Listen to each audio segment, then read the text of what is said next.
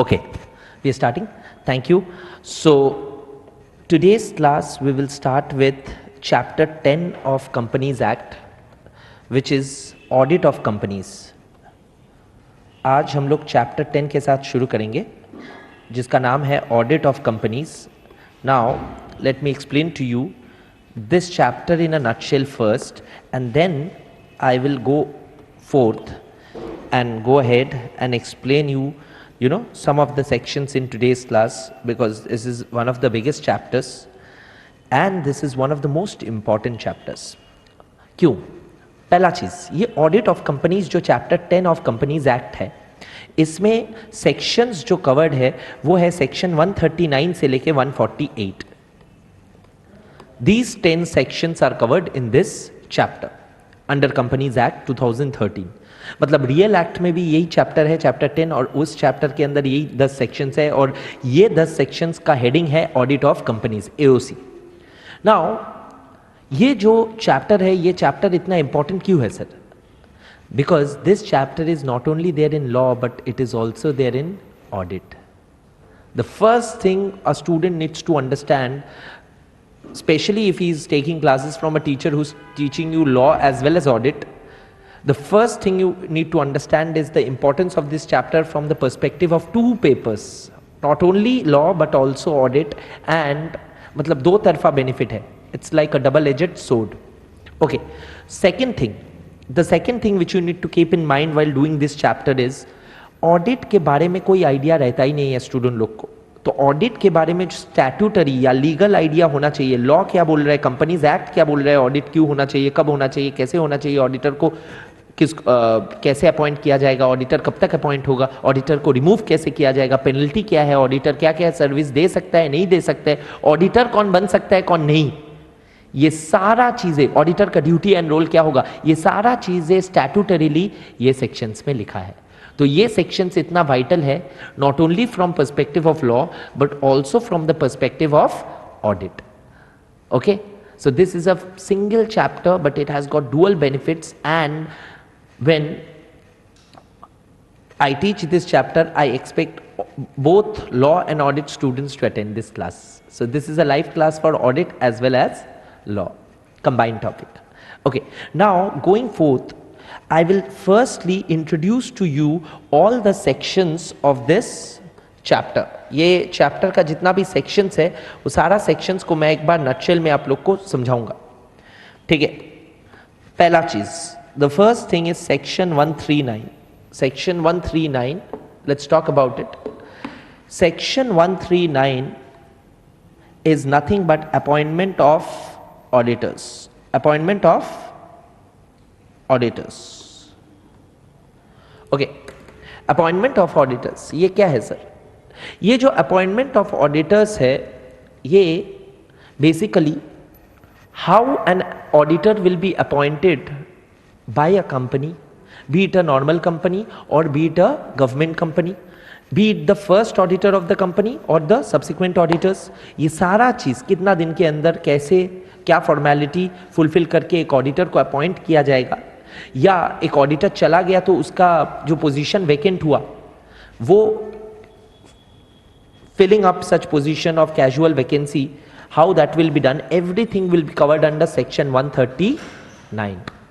Okay, so this section has many subsections, 8 9 10 11 subsections है. सारा नहीं करना है ऑफ कोर्स, जहाँ तक मैं कराऊंगा वहाँ तक तो फुल करना है, ऑलमोस्ट फुली मैं कराता हूँ. तो ये section one of the biggest sections है in entire law.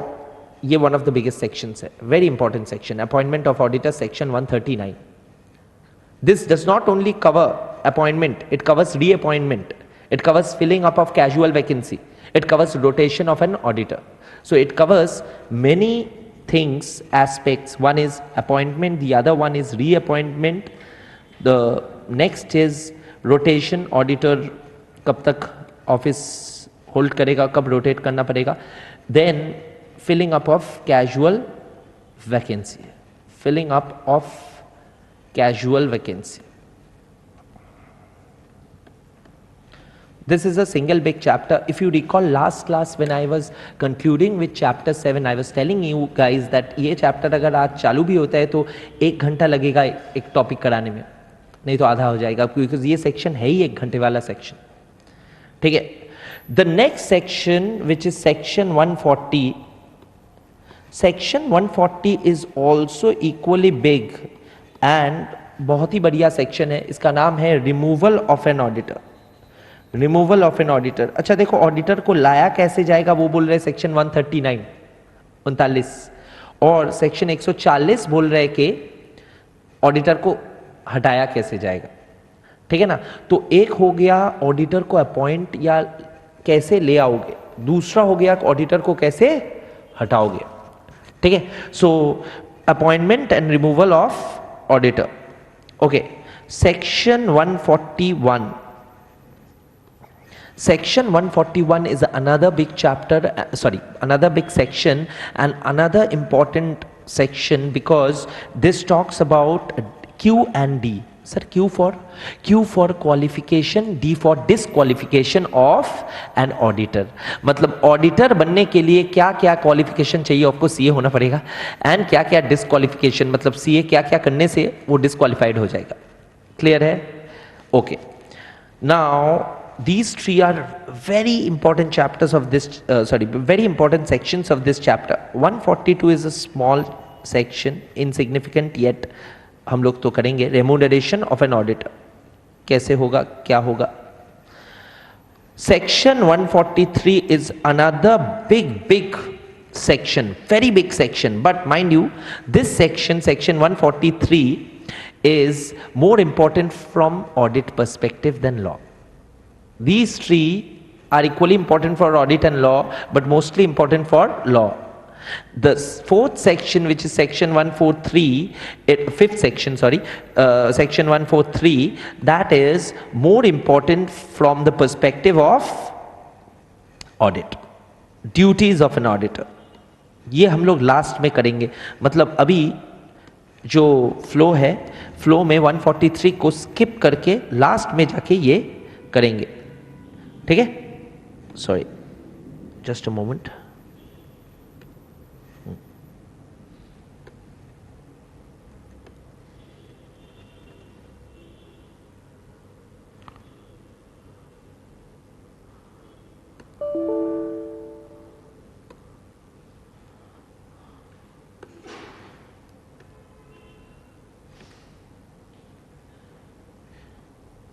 Just a moment.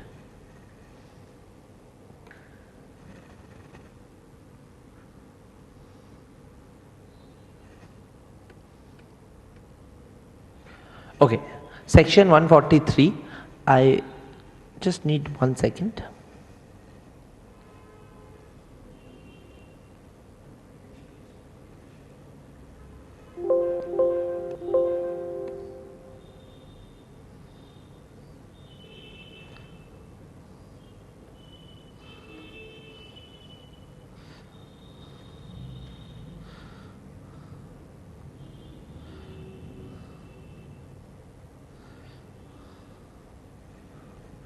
Okay, so section 143 तक आप लोग को दिख गया.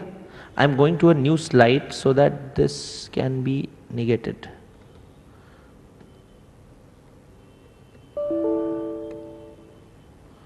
Somehow this has just a moment.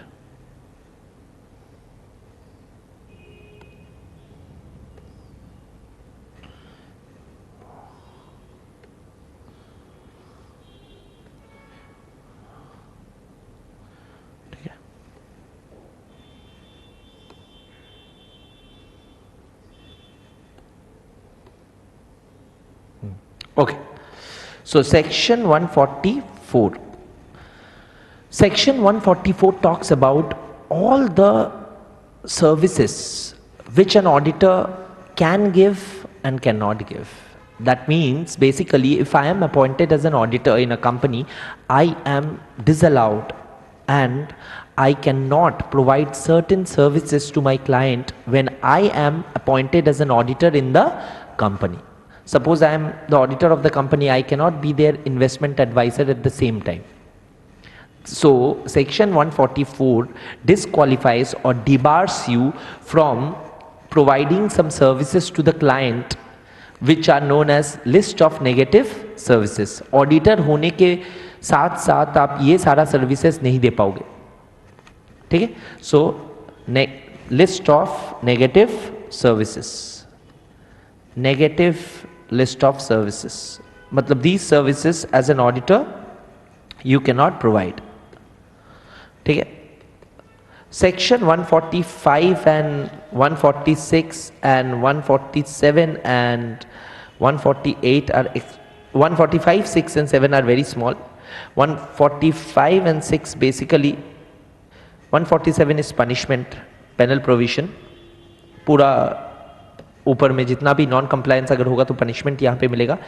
145 and 6 are basically signing, कौन क्या करता है वो एकदम आसान सा चीज है. And 148 is another big thing, cost audit, but not very big. Now you got it. So the biggest sections of this entire 10 sections which we are going to cover in this chapter are 139, 140 and 141. 139, 40 and 41 are the biggest. Rest all are small compared to these three. Okay, conceptually. 143 is also very very big. It can be compared with 139 and in reality it is bigger than 139. But 143 then again is more in-depth area of audit than law. Duties of an auditor. Got it? So this is the summary of sections which a student must know before starting with this chapter. Clear है? पूरा समझ में आया?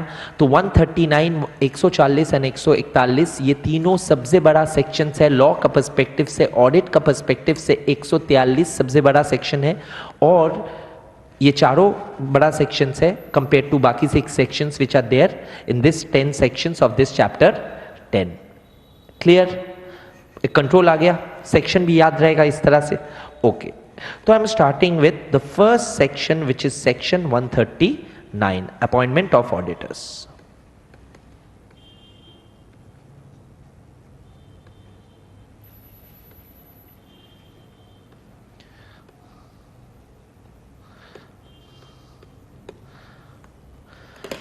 Okay,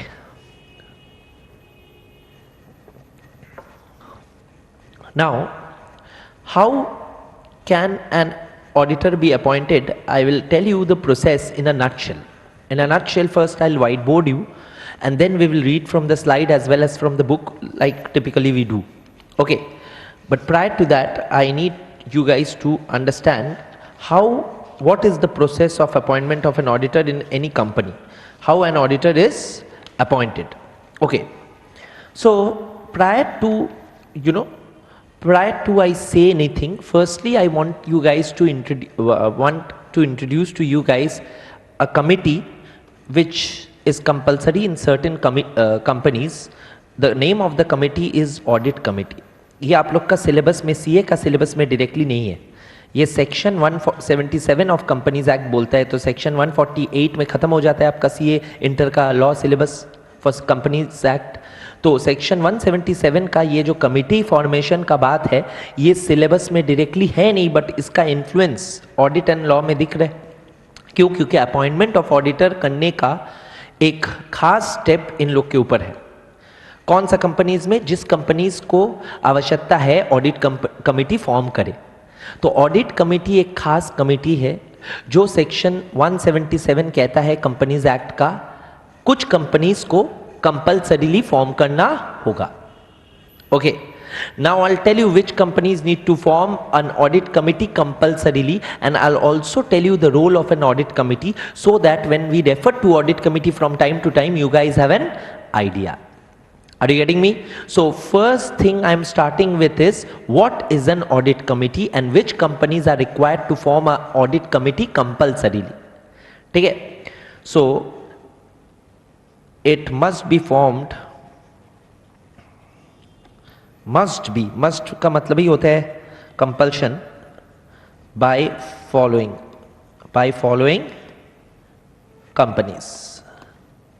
Okay, number 1 is listed companies. All listed companies. अच्छा बोलो ना, listed companies बड़ा होता है या छोटा? बड़ा, बहुत बड़ा सर, ऐसे मत बोलिए, बड़ा भी शर्म हो जाएगा, बहुत बड़ा। तो बहुत बड़ा कंपनीज में एक अच्छा कमिटी रहना चाहिए ना, तो आवश्यकता बड़ा कंपनीज के ऊपर है, ये समझ पा रहे हो आप लोग। Okay, next is sir listed company छोड़ के और भी बड़ा कंपनीज में क्या इसको होना पड़ेगा? हाँ, unlisted public companies, unlisted private companies को कोई आवश्यकता नहीं है, अनलिस्टेड पब्लिक कंपनीज जिसका साइज बड़ा हो। अब साइज क्या चीज से हम लोग देखते हैं? We look at the size of a company from 3 perspectives. Firstly, its paid up share capital. अगर उसका paid up share capital 10 crore या ज़्यादा है। Secondly, और paid up share capital छोड़ के और एक चीज़ हम लोग देखते हैं साइज समझने के लिए, वो है TO। TO का फुल फॉर्म क्या होगा?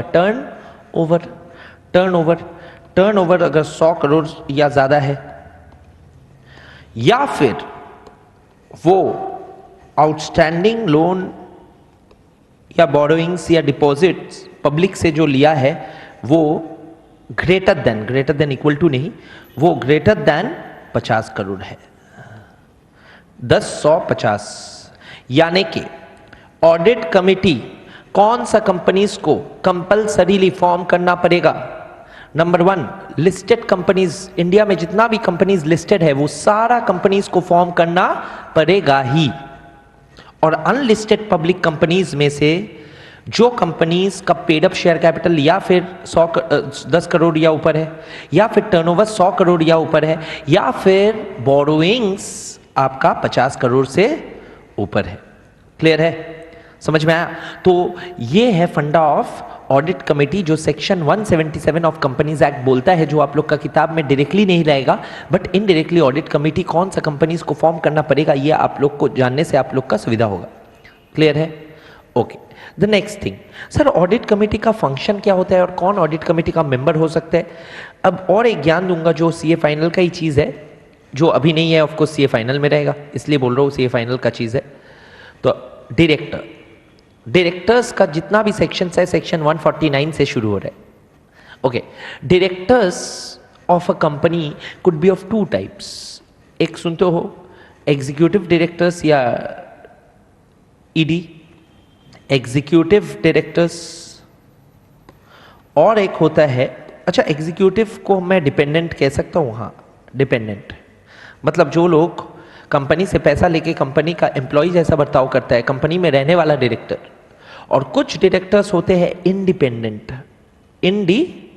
डायरेक्टर्स। ये इंडिपेंडेंट डायरेक्टर्स कौन होते हैं?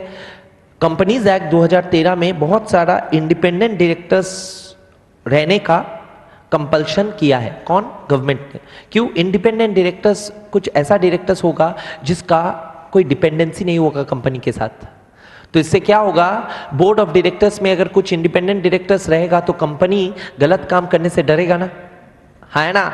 तो इंडिपेंडेंट डायरेक्टर्स में से बोल दिया इंडिपेंडेंट डायरेक्टर्स में से ऑडिट कंपनी फॉर्म करना पड़ेगा, मतलब ऑडिट कंपनी का majority members will be dependent और independent directors independent directors. Now you get it. So ये है funda of audit committee. majority members of the audit committee has to be which directors? Independent या dependent? Independent directors। 3 directors, मतलब अगर 4 member है तो 3 होना पड़ेगा इंडिपेंडेंट, अगर 5 है तो भी 3 होना पड़ेगा, 6 है तो 4 होना पड़ेगा। मतलब majority members of the audit committee has to be independent. ID हम लोग शॉर्ट में बोलते हैं आईडी, इंडिपेंडेंट डायरेक्टर्स। क्लियर है? एसी का शॉर्ट क्या हो गया, सॉरी फुल क्या हो गया, audit committee. Is it clear? पूरा समझ में आ रहा है? सर ऑडिट कमिटी का रोल क्या है, क्या करता है audit committee? Audit committee is nothing but the eyes and ears of the members A company. हाँ या ना? शेयर होल्डर्स का आईज एंड ईयर्स है। शेयर होल्डर्स पैसा लगा के, पब्लिक लिमिटेड कंपनी कहां से पैसा उठाता है? पब्लिक से, शेयर्स इशू करके। तो शेयर होल्डर्स पैसा लगा के दूर कहीं बैठा हुआ है अपना घर में, और मैनेजमेंट उसका पैसे से क्या कर रहा है ये देखने के लिए इंडिपेंडेंट डायरेक्टर भी जरूरी है और ऑडिट कमेटी भी जरूरी है। तभी तो बड़ा कंपनीज को बोला गया है तुम लोग इतना पैसा उठा रहे हो बाजार से, तो कमेटी वगैरह फॉर्म करके रखो। हाँ है ना? तो ये है funda of audit committee. Audit committee देखता है फाइनेंशियल रिपोर्टिंग ठीक से हो रहा है कि नहीं। ऑडिट कमेटी रेकमेंड करता है कौन ऑडिटर होगा। अब समझ में आया अपॉइंटमेंट ऑफ ऑडिटर में उसका रोल क्या है? तो ये है ऑडिट कमेटी। क्लियर है? ओके। अभी लिखो role of audit committee, 3 line लिख लो। What is the role of audit committee? Number one, oversee financial reporting, to oversee financial reporting system. Number 2, to oversee internal control system. To oversee internal control system.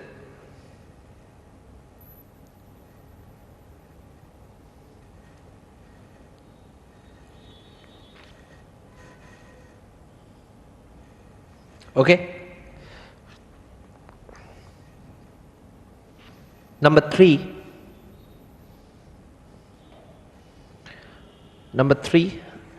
to recommend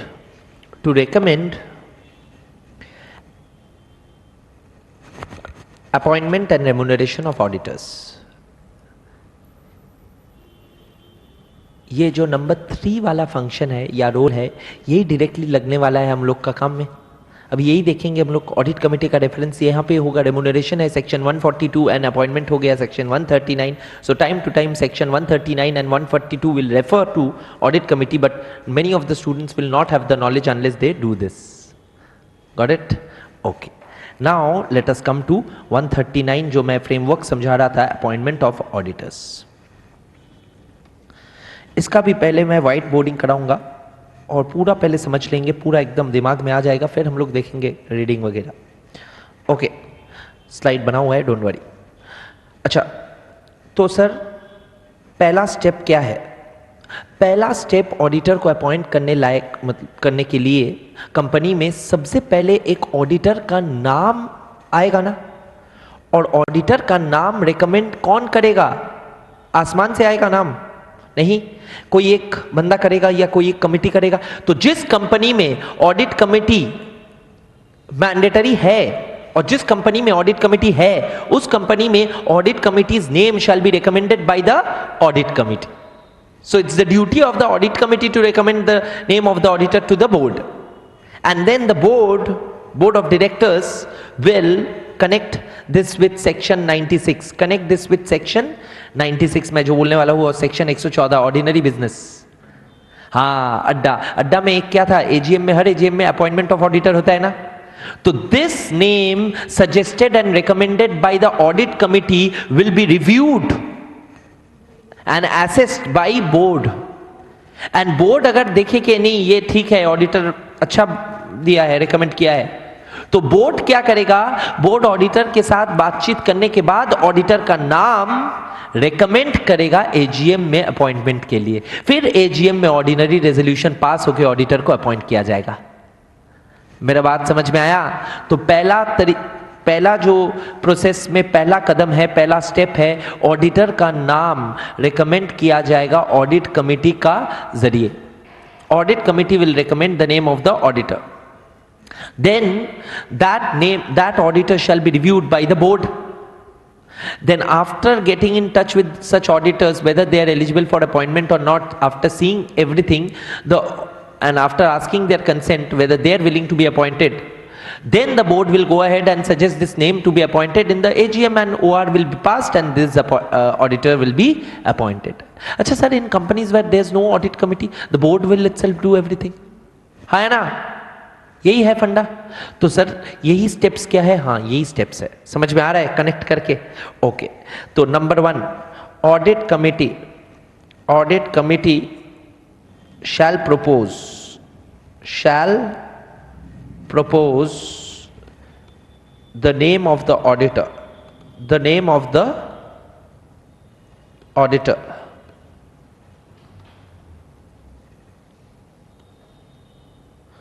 अच्छा, auditor का नाम जब propose किया जाता है तब 3 चीज देखा जाता है ऑडिटर का, ठीक है?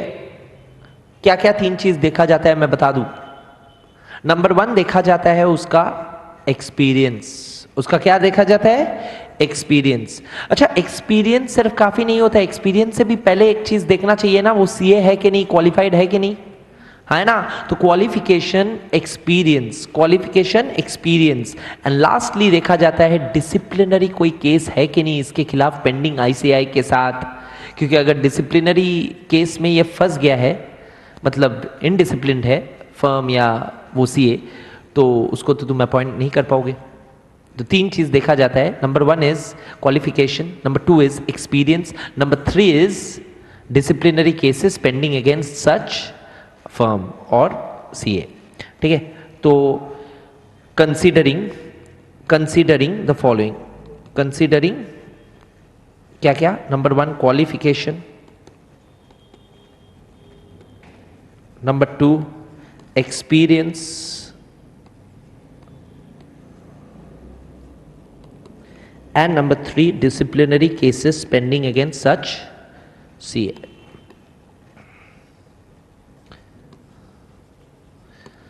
क्लियर है? तो this is the funda of audit committee का, जो आपका कैसे फॉर्म होता है। क्लियर है?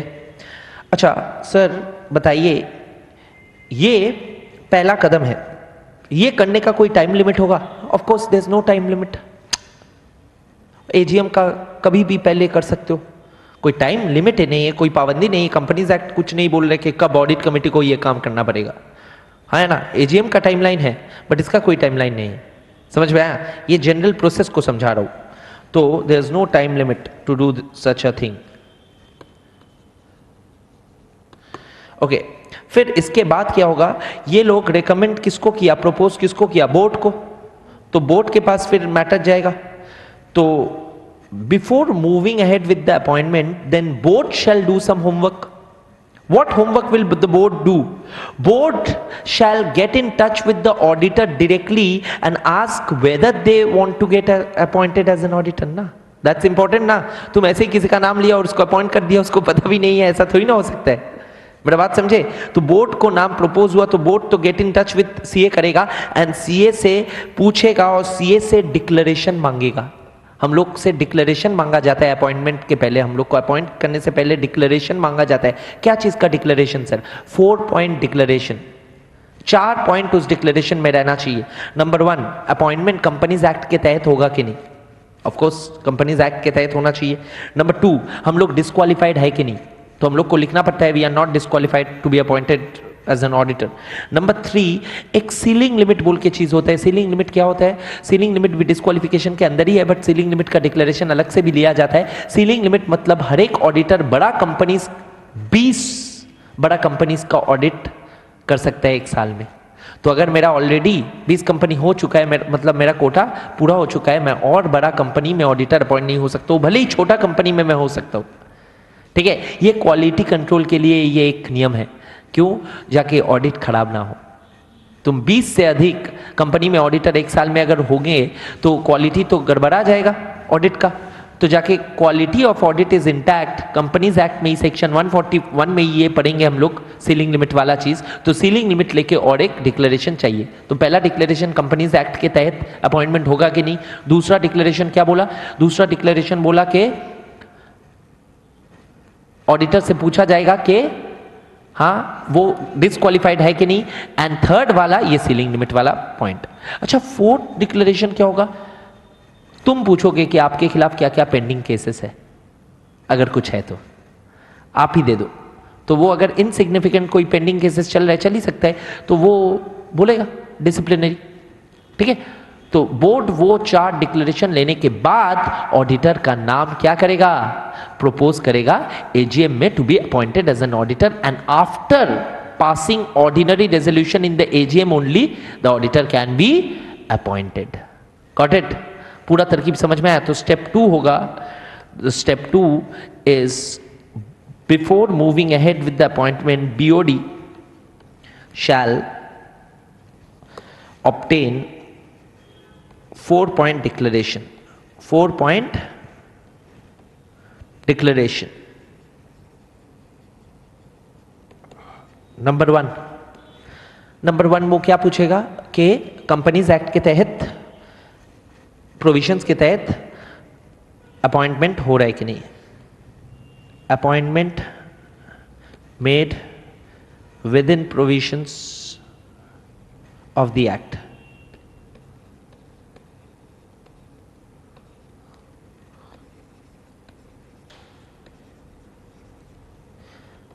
Number 2, ceiling limit. Ceiling limit 20 से अधिक होगा कि नहीं। अगर बड़ा कंपनी है, छोटा कंपनी तुम जितना चाहे कर सकते हो। ठीक है, छोटा कंपनी में तो ज्यादा टाइम नहीं लगेगा ना, इसीलिए। छोटा कंपनी और बड़ा कंपनी क्या है क्या नहीं है वो आगे जाके हम लोग पढ़ेंगे। सीलिंग लिमिट समझाते वक्त वो प्रोविजन सेक्शन 141 में होगा डिस्क्वालिफिकेशन, तब हम लोग समझेंगे ये अभी इसलिए मैं ये नहीं पढ़ा रहा हूँ। पढ़ाई लॉ एंड ऑडिट का ऐसा है कुछ कि आपका ये बहुत वास्ट है। हर एक सेक्शन में दूसरा सेक्शन का रेफरेंस रहेगा, तो हर एक सेक्शन कराते वक्त ही दूसरा सेक्शन नहीं कर पाऊंगा। बात समझे? Okay, now the third thing was pending cases and fourth was disqualified है कि नहीं। ये 4 चीज पे डिक्लेरेशन लेने के बाद एजीएम में प्रपोज किया जाएगा शेयर होल्डर्स के पास इनका नाम।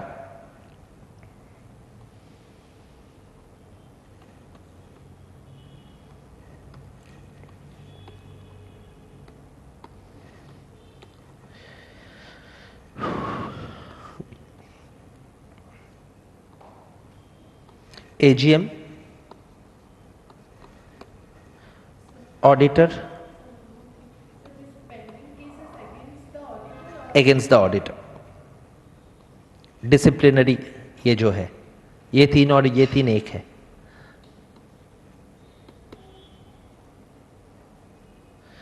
Auditor shall be appointed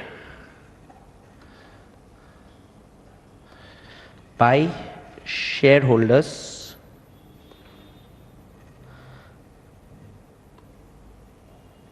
by passing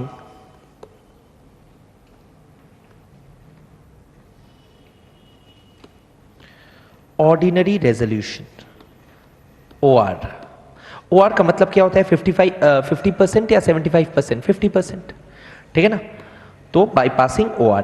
अब सिर्फ यही नहीं होता है, मैं कह दूं सेक्शन 142 अभी लिस्ट ऑफ सेक्शन जब पढ़ा रहा था बोल रहा था रेम्यूनरेशन ऑफ एन ऑडिटर है, छोटा सेक्शन है। 142 यानी कि रेम्यूनरेशन ऑफ एन ऑडिटर भी तय हो जाता है इसी मीटिंग में, एजीएम में। तो सिर्फ ऑडिटर को अपॉइंट ही नहीं किया जाता है, ऑडिटर का रेम्यूनरेशन भी फिक्स हो जाता है, तय हो जाता है उसी मीटिंग में। यानी कि बहुत इंपॉर्टेंट चीज है गौर करने लायक कि यहां पे सिर्फ ऑडिटर अपॉइंट ही नहीं होगा, उसका रेम्यूनरेशन भी फिक्स होगा। and remuneration will also be fixed. Will also be fixed.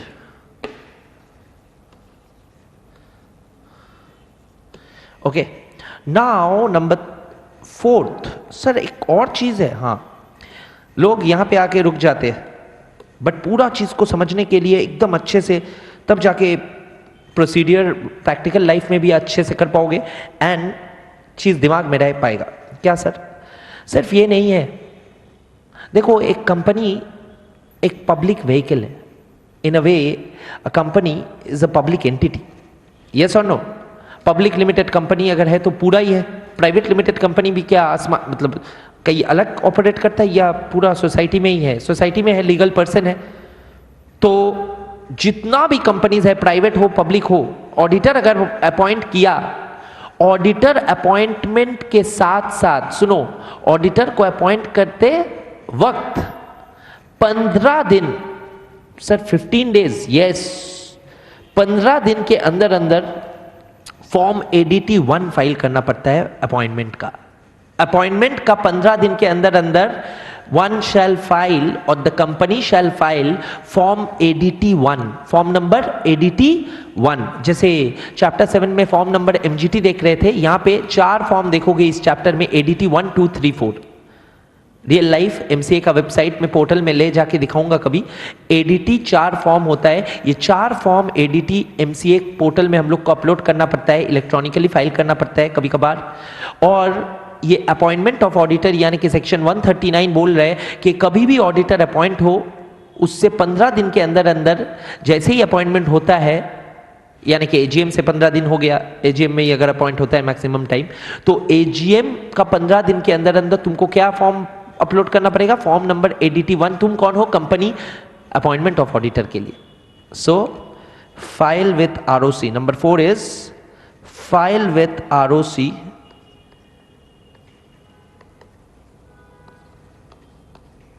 Form number ADT 1, form ADT 1 within 15 days of appointment. Clear है? Is it clear?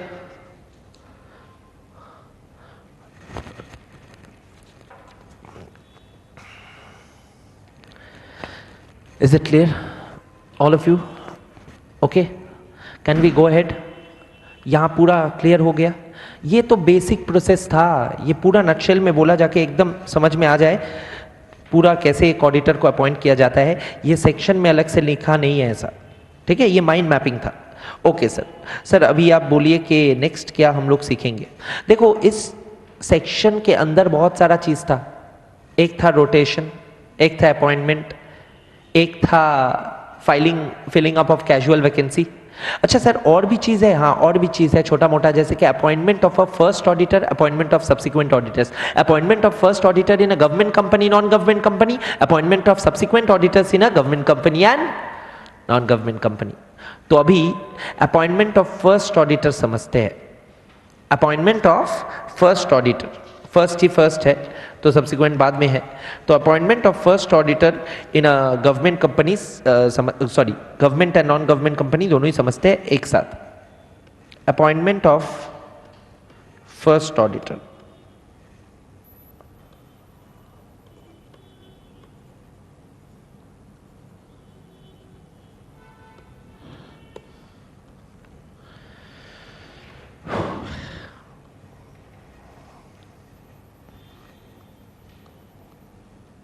Non government company, government company.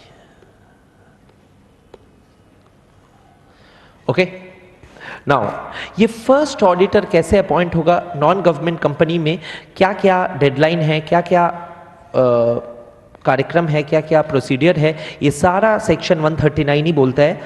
One part of section 139 is dedicated to this.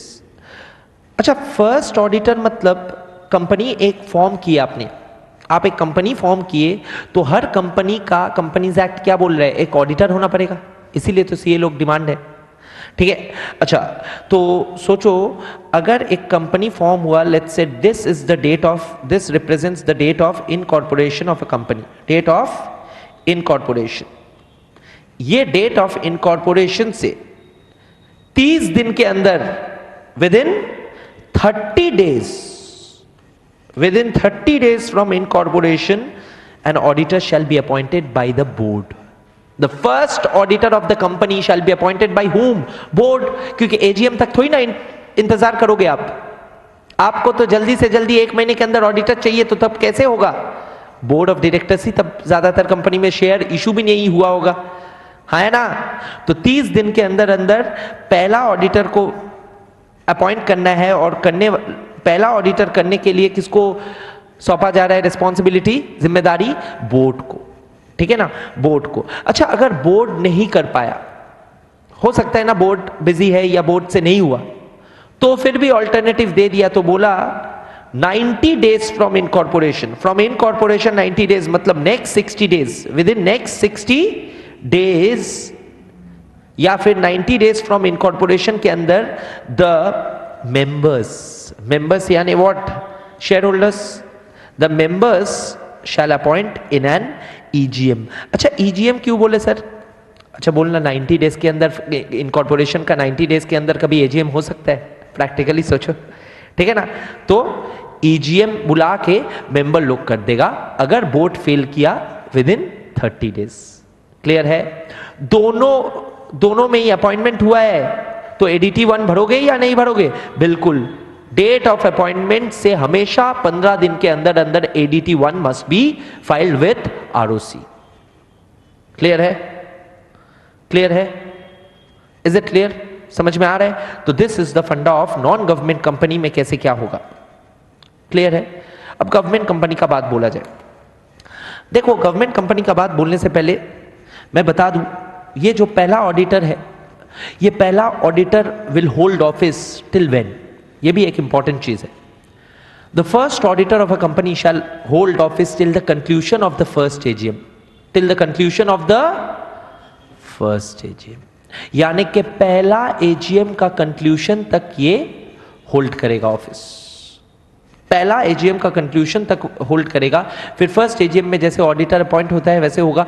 अगर किसी और को चुना नहीं गया तो he will continue to hold office, he will continue to hold office. Now rotation of auditor बोल के एक चीज आप बोले ना, हाँ वो ज्ञान दूंगा, बट इसका एक जनरल आइडिया दे दिया अपॉइंटमेंट के साथ कब तक एक ऑडिटर कंटिन्यू कर सकता है। क्लियर है? An auditor usually holds office till the conclusion of the succeeding AGM। तो फर्स्ट ऑडिटर जो है फर्स्ट AGM का कंक्लूजन तक होल्ड करेगा, फिर जो प्रोसेस है वो तो लगातार होते रहेगा। क्लियर है? यहां तक समझ में आया? Okay sir, non government company तो समझ में आया, गवर्नमेंट कंपनी में क्या बदलाव आएगा? पहले मैं एक ज्ञान दे दूं, फिर मैं दिखाऊंगा। ये ज्ञान कुछ ऐसा है, इंडिया में सुप्रीम कोर्ट का चीफ जस्टिस के समान, equal to the Chief Justice of Supreme Court CJI, Chief Justice of India जिसको हम लोग बोलते हैं, तो सोचो उसके समान उसका पेडेस्टल में और एक ऑफिस बेरर और एक पोजीशन होता है जिसको हम लोग बोलते हैं कंट्रोलर एंड ऑडिटर जनरल, जिसको हम लोग क्या बोलते हैं? Controller and auditor general, the CNAG। काम क्या होता है CNAG का? गवर्नमेंट कंपनीज जितना भी है, गवर्नमेंट डिपार्टमेंट्स जितना भी है, जितना भी गवर्नमेंट का संस्था है, जितना भी गवर्नमेंट का डिपार्टमेंट है, पुलिस डिपार्टमेंट बोलो, पोस्टल डिपार्टमेंट बोलो, रेलवेज बोलो, जितना भी गवर्नमेंट का सबसे ज्यादा है ना। तुम सोचो ना, इंडिया में प्राइवेट उतना है ही नहीं जितना गवर्नमेंट का है।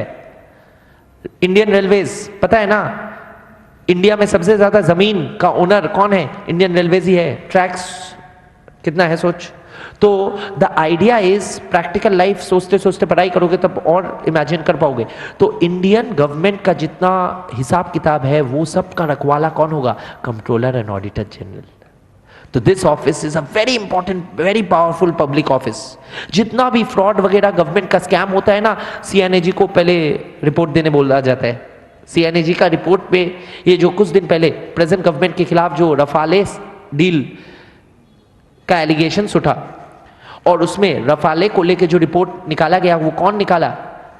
सीएनएजी, the office of the controller and auditor general. Sir controller and auditor general बनने के लिए क्या सीए बनना पड़ता है? नहीं, नाम ऑडिटर जनरल है बट सीए के साथ कोई संपर्क नहीं है। यूजुअली यूपीएससी के बाद IAS, administrative civil servants, administrative officers, वो लोग सालों एक्सपीरियंस करने के बाद, या सुप्रीम कोर्ट का जज का लेवल का कोई 10 years minimum experience and huge reputation and huge recommendation from the government के साथ कोई सीएनएजी बनता है रियल लाइफ। ठीक है ना, सबसे इंपॉर्टेंट होता है रिकमेंडेशन। 10 साल तो बहुत लोग ही कर लेता है। ठीक है, so the idea is CNAG का role in appointment of first auditor in a government company is there. Yes, बोला गया है कंपनीज एक्ट में सेक्शन 139 में कि गवर्नमेंट कंपनी का पहला ऑडिटर को अपॉइंट किया जाएगा 60 days from incorporation. 60 days from incorporation, double the time limit of non government company, within 60 days from incorporation. By whom? By C and AG. Clear है? अच्छा, 60 डेज क्यों दिया, 30 डेज क्यों नहीं दिया? बोर्ड से ज्यादा इंपॉर्टेंट है ना सीएनएजी, बोर्ड से ज्यादा बिजी है ना सीएनएजी। बोर्ड तो एक कंपनी का या 3 कंपनी का करेगा, सीएनएजी कितना कंपनी का करेगा? उसको 60 दिन दे दिया। क्लियर है? तो इसीलिए ओके। तो सर इनकॉर्पोरेशन से within 60 days C and AG, controller and auditor general, या सीएजी हम लोग बोलते हैं, कैग शैल अपॉइंट। ठीक है, समझ में आया? पूरा क्लियर हुआ? ओके। सर अगर कैग बिजी है या कैग ना कामयाब रहा अपॉइंटमेंट करने से, if the CAG is unable to appoint the auditor, then who shall appoint? The question is, अगर कैग नहीं है तो बोर्ड, अल्टीमेटली बोर्ड। तो next 30 days, within next 30 days मतलब यहां से लेके 30 दिन के अंदर the board shall appoint. If the CAG fails to appoint, then the board shall appoint within the next 30 days. And उसके बाद भी बोर्ड भी अगर नेक्स्ट 30 डेज में अगर फेल कर गया अपॉइंट करने से, तो फिर नेक्स्ट 60 डेज के अंदर कौन था? सोचो, members in EGM, members in EGM.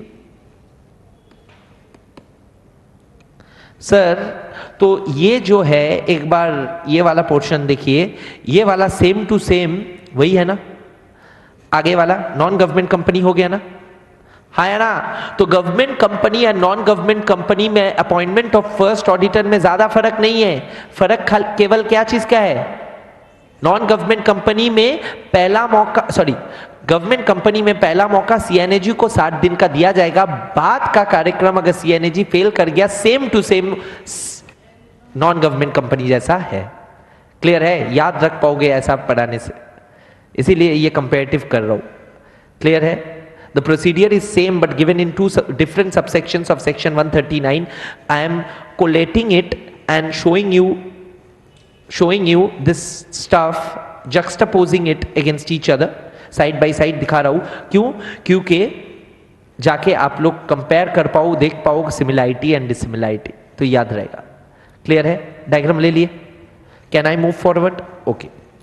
Now let's talk about subsequent auditors. Now let's talk about subsequent auditors.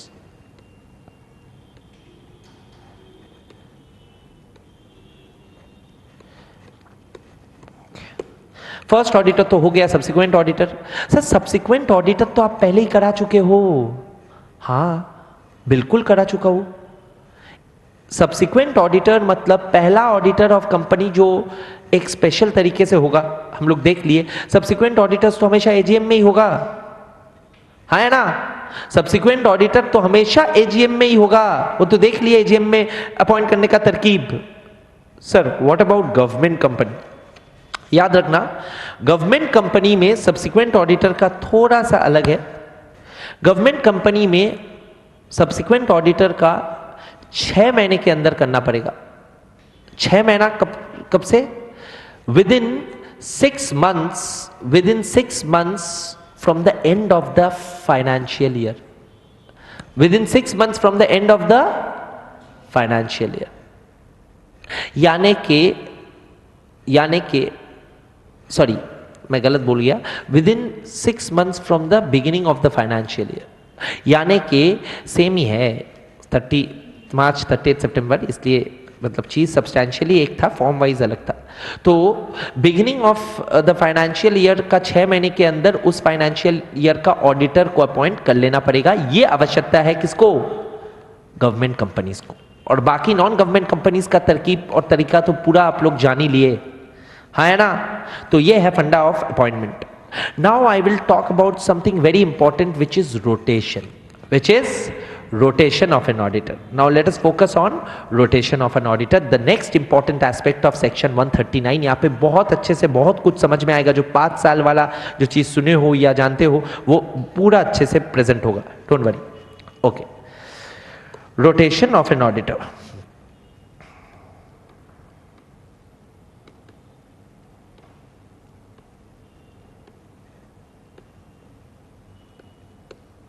अच्छा, एक ऑडिटर का टेन्योर क्या होगा?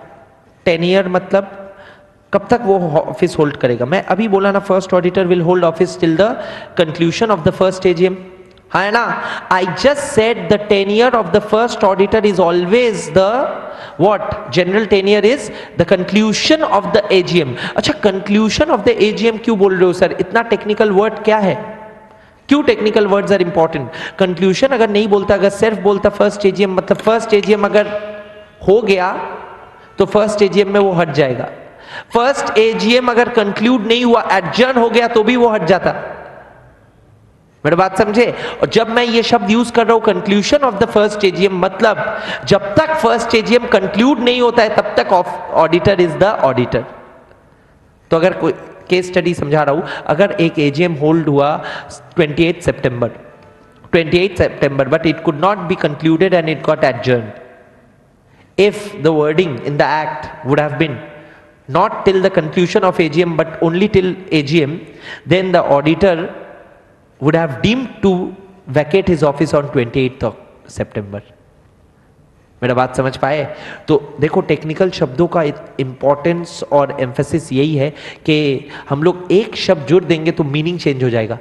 मैं इसलिए क्या बोला, the tenure of appointment of the first auditor is till the conclusion of the first AGM, हाँ है ना। अब मैं कुछ चीज समझाऊंगा, वो समझने के बाद ये रोटेशन और आसान हो जाएगा। समझते हैं, जनरल डिस्कशन कर रहा हूं आप लोग के साथ। अच्छा, मेरे को बताओ, कंपनीज एक्ट 2013 बहुत कुछ चेंजेस लाया ना। मैं बोला था ना शुरू से, कंपनीज एक्ट 2013 को बनाया गया पूरा फुल प्रूफ और बहुत नया, जाके एकदम कोई भी चोरी ना हो पाए, कोई भी चोरी ना हो पाए, फोकस करना, ठीक है, कोई भी चोरी जाके ना हो पाए, इसलिए कंपनीज एक्ट 2013 को लाया गया। अच्छा, क्या चोरी हो सकता है सर? अच्छा, मेरे को बताओ, मैं एक कंपनी में काम करता था, listed public limited company. I was a manager there till 2014-15। I worked in many places. One of the such places, the last working place was that Indian company, manufacturing. Now there, before 2013, the scene was the auditor. The auditor was the auditor of in that company for almost 70-80 years. So you can imagine, अगर 70-80 तो छोड़ दो, 20 साल किसी के साथ अगर कोई जुड़ जाता है तो क्या रिश्ता हो जाता है। तो अगर 80-90 साल से कंपनी है, 80-90 साल से अगर कोई ऑडिटर उसमें अपॉइंटेड है, हटा नहीं, तो उन लोग का रिश्ता तो इंडिपेंडेंस रहेगा या नहीं रहेगा? Independence will go out of question, I mean will go for a toss, yes or no? In order to ensure such things don't happen, 2013 act इसको अमेंड कर दिया। जो 1956 वाला कंपनीज एक्ट में था नहीं, वो था रोटेशन ऑफ एन ऑडिटर। 2013 वाला एक्ट मैंडेटरी कर दिया कि कोई भी ऑडिटर 5 साल से ऊपर एक कंपनी में अपॉइंट नहीं हो पाएगा, और 5 साल कंटिन्यूअसली ऑडिटर रहने के बाद उसको cooling of period cooling of period मतलब ठंडा होना पड़ेगा हिंदी में, यानी कि उसको छोड़ना पड़ेगा कंपनी फॉर मिनिमम 5 years। उसके बाद वापस ही stands a chance to be reappointed, but he cannot work for minimum, cannot be appointed as an auditor in that same entity for next 5 years। This is the funda of rotation। अच्छा sir, तो इसमें फंडा और अच्छे से समझाइए। एकदम बिल्कुल एकदम अच्छे से समझाऊंगा, सुनो। पहले मैं बता दूं, ऑडिटर 3 रूप में आ सकता है। सर 3 रूप में आ सकता है? हाँ, 3 रूप में। ऑडिटर हो सकता है एक CA in practice, CA proprietor in practice, मतलब सीए अकेला प्रैक्टिसिंग सीए, या ऑडिटर हो सकते। सर ये इंडिविजुअल होगा? हाँ, इंडिविजुअल का बात बोल रहा हूं। या फिर तुम लोग सुनते हो ना सीए फर्म, मेरा है सीए फर्म, हाँ, सीए फर्म हो सकता है यानी कि फर्म, या सीए एलएलपी हो सकता है यानी कि एलएलपी। तो ऑडिटर 3 रूप में क्या क्या हो सकते हैं? इंडिविजुअल, फर्म या एलएलपी। इंडिविजुअल के लिए बोला गया है एक इंडिविजुअल को मैक्सिमम 5 साल के लिए तुम एक साथ अपॉइंट कर सकते हो for a period of 5 years, ठीक है। बट 5 साल बाद रोटेशन ऑफ ऑडिटर वाला ज्ञान क्या बोल रहे हैं? 5 साल बाद उसको कंपल्सरीली छोड़ना पड़ेगा for minimum 5 years। So appointment can be made for a period of 5 years, and for the next 5 years he will have to let go the office, and this period is known as cooling period, and this is where the rotation will happen ना। वो छोड़ेगा मतलब क्या? Auditor रहेगा या नहीं रहेगा? Auditor को तो रहना ही पड़ेगा, कोई किसी और को ऑडिटर बनाना पड़ेगा। इसका सुविधा सोचो, सुविधा सोचो, रटने से क्या होगा? सुविधा इसका ये है कि ये अगर चोरी किया है 5 साल में, हो सकता है तो 5 साल में भी रिश्ता अच्छा हो गया। रिश्ता अच्छा होने के लिए 1 महीना लगता है, ठीक है। रिश्ता अच्छा हो गया, 5 साल में ये बहुत चोरी किया, मतलब चोरी पकड़ाई नहीं, अकाउंट्स एकदम गलत गड़बड़ी करके अप्रूव कर दिया, तो जो नेक्स्ट ऑडिटर आएगा वो पकड़ लेगा ना। इसीलिए ऑडिटर को रोटेट करना पड़ेगा कंपल्सरीली। बात समझे? बात समझ में आया? ओके। नाउ अगर बात हो फर्म या एलएलपी का, किसका? फर्म या एलएलपी का, तो बोला गया है, सुनो, तो बोला गया है कि 5 साल नहीं, ये 2 5 साल के लिए हो सकता है। फर्म और एलएलपी तो बड़ा है ना, इंडिविजुअल के साथ तो हो सकता है जल्दी से सेटलमेंट, बट फर्म और एलएलपी से सेटल होने के लिए थोड़ा लंबा पीरियड चाहिए। तो एक फर्म और एलएलपी को मौका दिया जा रहा है 2 consecutive terms of 5 years to hold office for 2 consecutive terms of 5 years, मतलब 5 years के एंड में वापस उसको रीअपॉइंट कर सकते हो for another period of 5 years। But वो 10 साल हो गया कंटिन्यूअस, तो उसके बाद 5 साल उसको भी ऑफिस छोड़ना पड़ेगा कंपल्सरीली। कूलिंग ऑफ पीरियड उसका भी कितना होगा? 5 साल। This is the funda of rotation of an auditor in a nutshell, ठीक है। तो सर आप क्या बोले? मैं यही बोला कि अगर फर्म या एलएलपी है तो उसको 2 consecutive terms, he can hold office for 2 consecutive terms of 5 years, 2 consecutive terms of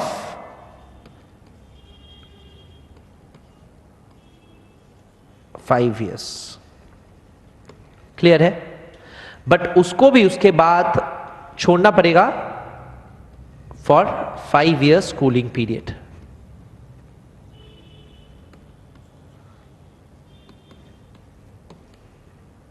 Is it clear? समझ में आ रहा है? Is it clear?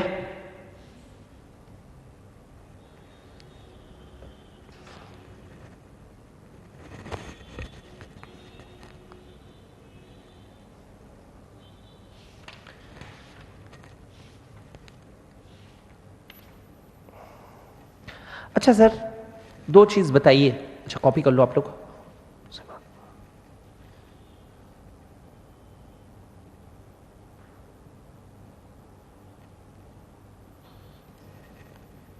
Okay sir 2 चीज बताइए।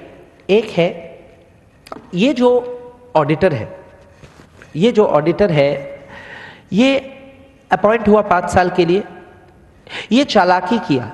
सर क्या चालाकी किया? ये 5 साल होने से पहले रिटायर कर गया, चौथा साल में रिटायर कर गया तो 5 साल इसका पूरा नहीं हुआ। 1 साल के लिए रिटायर कर गया तो क्या 1 साल बाद वापस उसको रिअपॉइंट किया जाएगा? नहीं। वो अगर भले ही 5 साल पूरा ना करे और 1 साल करके छोड़ दे, फिर भी उसको बैठना पड़ेगा कितना साल के लिए?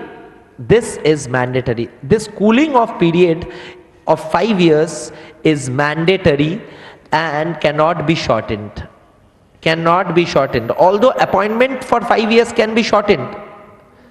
हाँ है ना, मैं 1 साल के लिए अपॉइंट हुआ, फिर 1 साल छोड़ दिया, फिर 1 साल कूलिंग पीरियड के बाद क्या फिर वापस आ पाऊंगा? नहीं, बैठना पड़ेगा तुमको कंपल्सरीली कितना साल? 5 years. You will have to sit for 5 years. You cannot be reappointed before the cooling period. Clear है? You cannot be reappointed before the cooling period.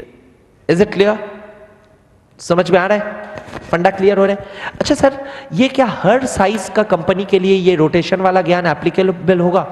आप बोलो, एक छोटा कंपनी है private limited, SSCI is a private limited company, छोटा मोटा, तो छोटा कंपनी ऐसा तो बड़ा पड़ा हुआ है जो एकदम छोटा है, तो ये छोटा कंपनी में क्या हर 5 साल में ये होना चाहिए? छोटा कंपनी में क्या ये कोई फायदा है? नहीं। तो बोला जा रहा है companies which are very small, companies which are very small, उसमें रोटेशन का ज्ञान लगेगा नहीं। इन अदर वर्ड्स वो लोग बोल दिया रोटेशन का ज्ञान कौन सा कंपनीज को अप्लाई करेगा वो मैं दिखाने वाला हूं। ठीक है, तो देखना ध्यान से। The funda of rotation shall be applicable only on special companies. ये ना लिखने से भी चलेगा क्योंकि स्लाइड में मैं लिख दिया, मैं बोल दे रहा हूं, सुन लो, हर चीज लिखने में थोड़ा ज्यादा टाइम लग जाएगा। ओके, स्लाइड में बुक में हर जगह है। तो रोटेशन का ज्ञान shall be applicable to number 1 listed companies. हाँ है ना, लिस्टेड कंपनीज तो बड़ा है ही। अच्छा, लिस्टेड कंपनी के अलावा भी किसी और को लगेगा क्या? हाँ, ध्यान से सुनना। अनलिस्टेड पब्लिक कंपनीज जिसका paid up share capital 10 crore या ज्यादा है, वही सेक्शन 177 में भी ऑडिट कमेटी वही unlisted public companies paid up share capital 10 crore या ज्यादा। अब ध्यान से सुनना, यहां पे और भी है, प्राइवेट कंपनी का अगर paid up share capital 20 crore या ऊपर है तो वो तो बहुत बड़ा प्राइवेट लिमिटेड कंपनी है, तो उसमें लगना चाहिए ना, है ना। तो प्राइवेट कंपनी जिसका paid up share capital 20 crore या ज्यादा है, पब्लिक कंपनी अनलिस्टेड, लिस्टेड को तो लगेगा ही, अनलिस्टेड जिसका paid up share capital 10 crore या ज्यादा है। अच्छा, ये दोनों ही नहीं है, ये दोनों ही नहीं है, बट बोरोइंग्स 50 करोड़ से ज्यादा है। बोरोइंग्स कितना? 50 करोड़ से ज्यादा है, तब क्या रोटेशन का ज्ञान लगना चाहिए? हाँ, तुम इतना बोरो करके बैठे हो भाई, ऑडिटर रखो, मतलब ऑडिटर तो रखना पड़ेगा ही, ऑडिटर को रोटेट कराओ। क्लियर है? तो ये ज्ञान भी रोटेशन का पार्ट है। तो रोटेशन में पहले सीखे tenure, the tenure of appointment could be 5 years for an individual CA, 2 consecutive terms of 5 years at a stretch for a CA firm or CA LLP, and he has to retire for a period of 5 years, that is the cooling off period, है ना, that is mandatory, that cannot be shortened, है ना। Next thing what I said कि rotation वाला ज्ञान is not applicable to all companies, it is applicable only to big companies. Which big companies? Listed या unlisted public companies having more than 10 crores PUSC, या private limited companies having more than 20 crores PUSC, या फिर दोनों ही नहीं है but फिर भी borrowings है 50 करोड़ से ज्यादा, तो फिर वैसा कंपनी भी बड़ा ही है ना। ये है funda of rotation. Sir rotation में और कुछ क्या क्या सवाल आ सकता है? थोड़ा केस स्टडी बेस्ड थोड़ा डिस्कशन बोल दीजिए ना, दिमाग में जाके रहे, दिमाग में भी रहेगा, पीपीटी में भी रहेगा, लिखा भी रहेगा प्रोविजन में, पहले सुन लो। अच्छा मेरे को बताओ, सपोज कीजिए मैं मिस्टर ए, मैं नहीं, इज अ सीए, ठीक है, mister A is a CA, mister A is a partner eight A and associates, A and associates का पार्टनर है, ठीक है, प्लीज ध्यान देना। A and associates is the auditor of x limited, ठीक है। मेरा सवाल यह है, अब फैक्ट को और बढ़ाता हूं, let's say A is also a partner in another firm. हो सकता है क्या एक आदमी बहुत सारा फर्म्स में पार्टनर? हाँ बिल्कुल, कोई टोक नहीं है। I have a proprietorship firm in my name, I am also a partner in a firm called Das and Lodha. ठीक है, so proprietorship firm and partnership firm. तो एक सीए बहुत सारा जगह में हो सकता है पार्टनर, देयर इज नो बात। तो ए एंड एसोसिएट्स में पार्टनर है, ये ए बी एंड कंपनी में भी पार्टनर है। ठीक है, अब मेरे को बताओ, मेरा सवाल बहुत सिंपल है। ऑडिटर ऑफ एक्स लिमिटेड का 5 साल हो गया, ऑडिटर ऑफ एक्स लिमिटेड का 5 साल हो गया, यानी कि ए एन एसोसिएट जो ऑडिटर था for 5 years, now this is a individual proprietorship firm, this is, sorry ये मैं गलत लिख दिया पार्टनर, ये प्रोप्राइटर लिख देता हूं तो और समझ में आएगा। ये प्रोप्राइटर है अपना एसोसिएट्स में, ए एन एसोसिएट्स मतलब प्रोप्राइटरशिप ही है, समझ में आ रहा है ना। एंड ये जो ए एन एसोसिएट्स है, ये एसोसिएट्स 5 साल के लिए ऑडिटर रह चुका है, प्लीज फोकस करना। ठीक है, 5 साल के लिए ये ऑडिटर रह चुका है। मेरा सवाल सिंपल है, 5 साल बाद इसको छोड़ना पड़ेगा 5 साल। Can ABN company be appointed for the next 5 years? Can ABN company be appointed for the next 5 years? हाँ या ना? क्या लग रहा है? नहीं होना चाहिए ना, तब तो independence will all I mean it is substantially the same person। हाँ है ना, यानी कि एकदम रोटेशन में पूरा बोल दिया कि भाई कोई भी हालत से रिलेटेड पार्टी भी अपॉइंट नहीं हो पाएगा। मतलब तुम दूसरा फर्म, दो फर्म जिसमें पार्टनर्स कॉमन है, वो सेम पार्टनर वाला फर्म को रीअपॉइंट नहीं किया जाएगा।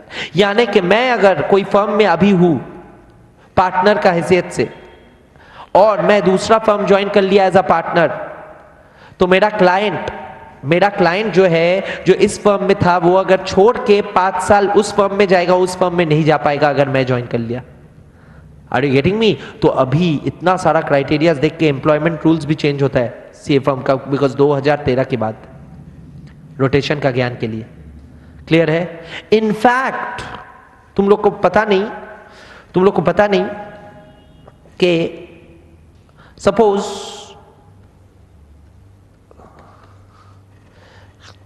there's a term called network of firms। जितना भी बड़ा फर्म है, बिग 4 ले लो, PwC, EY, KPMG, डेलॉयट, ठीक है, जितना भी बड़ा सीए फर्म है दुनिया भर में ये 4 फर्म्स को बिग 4 सीए फर्म्स कहा जाता है, हम लोग शॉर्ट में बोलते हैं बिग 4। तो ये 4 फर्म्स का ब्रांड नेम्स है। ये इन लोग का जब ऑडिट करता है ना, ऑडिट करते वक्त इन लोग का ऑडिट रिपोर्ट में इन लोग का नाम देखना, तुम पहचान नहीं पाओगे, ये सब नहीं लिखा है। क्यों? क्योंकि they have many firms within their network and this is the funda of network of firms. This is the funda of network of firms. ये लोग 10-10, 20-20 फर्म्स अपना अंदर में रखा और ब्रांड नेम कर दिया पीडब्ल्यूसी का जैसे नाम था Lovelock and Lewis. Lovelock and Lewis is the name of the firm. EY का फर्म का नाम है SR Batliboi, one of the firms, many firms है ना। KPMG का भी एलेक्स फर्गुसन, डेलॉयट का भी ऐसा बहुत कुछ है। तो ये लोग का 20-20 फर्म है, तो ये लोग चालाकी कर सकते हैं ना, एक क्लाइंट को एक फर्म से छोड़ के दूसरा फर्म में ले आया, तो वो भी कह दिया रोटेशन करते वक्त द सेम नेटवर्क का firm can not be appointed. Now you get it? Same firm, sorry, a firm having same network as the previous firm cannot be appointed. This is the funda of network of firms। Clear है? फंडा clear है? लग रहा है rotation हुआ? Rotation हुआ। अभी आखिरी चीज है filling up of casual vacancy. वो पढ़ाने से पहले मैं एक बार दिखाना चाहता हूं स्लाइड। ठीक है, let's go to the slide.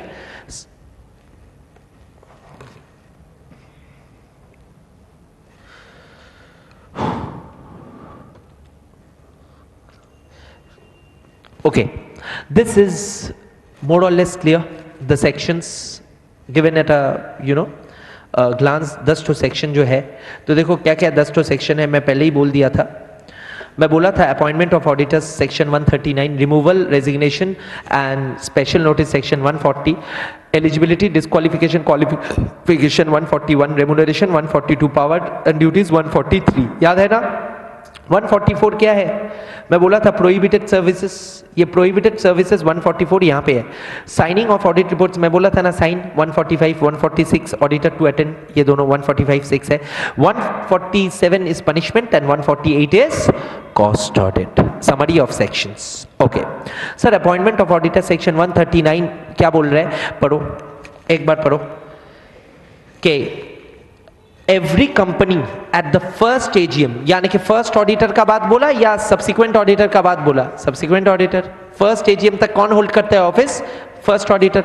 तो at the first AGM shall appoint an individual और firm as an auditor of the company. The auditor shall hold office from the conclusion of first AGM, क्योंकि वो तो first AGM का conclusion तक तो first auditor ही hold करेगा. बात समझ में आया? तो shall hold office from the conclusion of the first AGM till the conclusion of its sixth AGM. तो 5 साल के लिए अपॉइंट हो सकता है, ठीक है. and therefore till the conclusion of every sixth meeting, and the manner and procedure of selection of auditors by members of the company at AGM has been prescribed under company audit and auditor rules. जो rules मैं interpret करके तुम लोग को लिखा दिया और बता दिया. Okay, alright sir. सर ये रूल्स का स्नैपशॉट क्या बुक में भी है? सेम टेबल बुक में है, मैं पीपीटी में रख दिया, जाके एक बार देख पाए क्लास में स्टडी करते वक्त. देखो सेक्शन 177 के जिक्र किया गया है ऑडिट कमिटी. तो it is referred but it is not explained, so I explain to you what is audit committee. Clear है? ऑडिट कमिटी का काम क्या है? Competent authority shall take into consideration, मैं क्या बोला, qualification, experience and disciplinary cases. यहाँ पे डिसिप्लिनरी केसेस का बात नहीं बोला गया है, बट मैं बोल दिया क्योंकि प्रैक्टिकल लाइफ में वो भी देखा जाता है. ओके, फिर देखो कि कहाँ गया? हाँ, अच्छा सर ये तो बोला गया है, it shall have regard to any order और pending proceedings relating to professional matters of conduct against the proposed auditor. बात समझे? प्रोपोज्ड ऑडिटर के खिलाफ कोई केस चल रहा है कि नहीं, ये भी देखता है ना? ओके, देखो फिर बोला कैटेगरी ऑफ कंपनीज. अगर कंपनी जिसमें 177 एप्लीकेबल है, प्लीज देखना, उसमें audit committee is the competent authority to recommend the auditor. but जहां पे 177 नहीं है, who is the competent authority? board. are you getting me? okay, then section 139(2). अच्छा एक बार याद करना, मैं बोला ना कि ये जो रोटेशन वाला ज्ञान है, term of auditor is the name. Rotation वाला ज्ञान जो नया आया है 5 साल कूलिंग पीरियड वाला, ये क्या हर कंपनी को अप्लाई करेगा या बड़ा कंपनी? मैं बोला अभी टर्म ऑफ ऑडिटर, तो बड़ा कंपनी मतलब listed company and other prescribed classes of company. Prescribed classes of company कौन है? Private limited company having 20 crores, unlisted public company having 10 crores, और बोरोइंग्स और एनी अदर कंपनी जो ये दो में नहीं फॉल करता है बट छोटा है इससे, बट बोरोइंग्स 50 करोड़. तो देखो एक बार प्रेस्क्राइब क्लासेस ऑफ कंपनी. अच्छा सर इसके पहले आप ये तो पढ़ाइए, section 139(2) provides that listed companies and other prescribe class और classes of companies except OPC and small company shall not appoint और reappoint an individual auditor 1 term of 5 consecutive years and audit firm 2 terms of 5 consecutive years. Audit firm includes an audit LLP as well as audit partnership firm. हाँ है ना? Okay, तो तीन prescribe classes of company जल्दी से पढ़ना, book में highlight कर लेना अगर बुक सामने खुला हुआ है. क्या क्या चीज? Unlisted public company 10 crore, private limited company 20 crore and borrowings 50 crore. Clear है?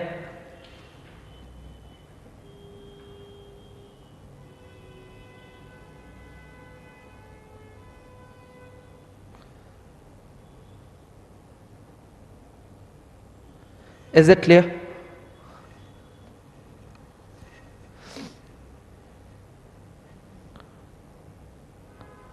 Is it clear? Okay sir, अब बताइए जल्दी से नेक्स्ट जो है वो कुछ ऐसा है. Individual auditor who has completed his term, one term of 5 consecutive years shall not be eligible for reappointment. यानी कि कूलिंग पीरियड, देखो कूलिंग ऑफ पीरियड मैं लिख भी दिया स्लाइड का ऊपर, 5 years from the completion of his term, 5 साल उसको बैठना ही पड़ेगा, ठीक है. Audit firm which has completed its term 2 consecutive terms of 5 years shall not be eligible for same 5 years. ठीक है ना? Okay. Now rotation of auditor अलग से, members of a company may resolve to provide. अच्छा, ऐसा हो सकता है AGM में हम लोग बोल दिए, बड़ा ऑडिट फर्म को चुना PwC, बोला हर साल जो साइनिंग पार्टनर रहेगा चेंज होगा. ये भी तो एक अच्छा तरकीब है. एक पार्टनर जो ऑडिट फाइनलाइज कर रहा है, दूसरा पार्टनर नेक्स्ट साल आके उसका फॉल्ट फाइंड कर सकता है ना. तो क्या बोला देखो, क्वालिटी कंट्रोल के लिए कि members of a company while appointment में resolve in the audit firm appointed by it, the auditing partner and his team shall be rotated at such intervals as may be resolve by members. मैं बोल सकता हूं हर 2 साल में partner को change कर दो, हाँ है ना, या हर 1 साल में पार्टनर को चेंज करो, ये भी हो सकता है. ये अंदर का मामला है, ठीक है. मैनर ऑफ रोटेशन, ये मैं जो तुम लोग को बोला वही वाला है, ठीक है. अच्छा, और purpose of rotation of course you know, same network, देखो सब कुछ दिया हुआ है, I am not reading, and यही सारा चीज दिया हुआ है. सीए अगर एक फर्म में पार्टनर है, दूसरा फर्म में भी अगर वो पार्टनर है, दूसरा फर्म को भी अपॉइंट नहीं किया जाएगा. क्लियर है? रोटेशन का सारा ज्ञान है. ये एक चीज है जो मैं नहीं बोला, ये टेबल देख के मैं समझाता हूं, इसीलिए अभी तक नहीं बोला. ध्यान देना, टेबल बुक में भी होगा, बट पहले टेबल को समझ लेते हैं, उसके बाद मैं दिखाऊंगा. सुनो, 2013 में ये एक्ट आया, 2013 में ये एक्ट आया, नहीं सर 2014 में आया, हाँ 2013 का एक्ट है, 2014 में इंप्लीमेंट किया गया, हाँ है ना. 1st April 2014 में most of the sections got notified in the official gazette and came into force. अब ध्यान से सुनना, 2014 1 अप्रैल के पहले कोई ना कोई तो ऑडिटर है ही कंपनीज में, हाँ है ना. जो ऑडिटर है वो क्या अपना कुर्सी छोड़ देगा? नहीं, 3 साल दिया गया इंप्लीमेंटेशन के लिए. क्या बोला गया कि 3 years ले लो, 3 साल के अंदर तुम नया ऑडिटर ले आओ. तो जो ऑडिटर था वो कितना साल और ऑडिटर रह पाता? 3 साल. Transitional provision. तो देखो सारा केसेस में 3 साल है तो 3 साल ही होगा, बट एक केस में लास्ट में 1 year बोला 4 years. अब सुनो इसका फंडा. इसका फंडा कुछ ऐसा है कि अगर 2013 में ही कोई ऑडिटर अपॉइंट हुआ था तो उसका कितना कंप्लीट हुआ 2014 तक? 1 साल. तो 1 साल जो कंप्लीट किया है उसको बोला गया है कि चलो इसका तो 1 ही साल हुआ है, 5 साल अगर इसका भी होता तो कितना होता? और 4 साल. तो इसको हटाने के लिए 4 साल है कंपनी के पास. बट कोई भी अगर 1 साल के ऊपर यानी कि 2 और मोर इयर्स कंपनी में ऑडिटर रह चुका है, उसको कितना साल मिलेगा और रहने के लिए? 3 ही साल. क्लियर है? क्लियर है? तो देखो क्या बोला कि number of first look at the first column please. Number of consecutive years for which individual auditor has been functioning as auditor in the same company in the first AGM held after commencement of the provision. हाँ है ना. Number of years अगर 5 साल से ज्यादा वो auditor है तो उसके पास और कितना साल है? 3. अगर 2 साल तक कितना, 2 साल मतलब 2 साल हुआ है उसका, फिर भी कितना साल है? 3. बट 1 साल अगर जस्ट हुआ है तो फिर 4 साल है. यही लिखा हुआ है. क्लियर है? समझ में आया टेबल? ओके. अब देखो फर्स्ट ऑडिटर बहुत आसान है. First auditor shall be appointed by board of directors within 30 days of registration to hold office until conclusion of the first AGM. Clear है? Is it clear? बोलो, first auditor of a company other than government company shall be appointed by BOD within 30 days. हाँ है ना. अगर board fail किया तो EGM बुला के 90 days by members, हाँ है ना. और कंक्लूजन ऑफ फर्स्ट AGM तक ऑफिस होल्ड करता है, है ना. अभी I will talk about casual vacancy. Now I will talk about casual vacancy, the last topic of section 139. ठीक है. After explaining casual vacancy and doing the slides we will see if we have time will start with section 140. 139 is one of the biggest like I said. Okay. So casual vacancy मैं थोड़ा समझा दूं, उसके बाद आई will talk about the remaining slides I'll show, and then we will start with section 140 today, but 140 of course complete नहीं हो पाएगा, ध्यान देना.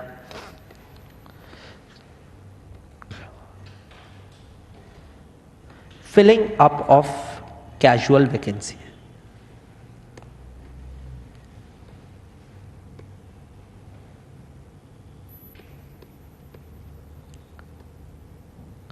Now what is casual vacancy? Firstly let me explain to you.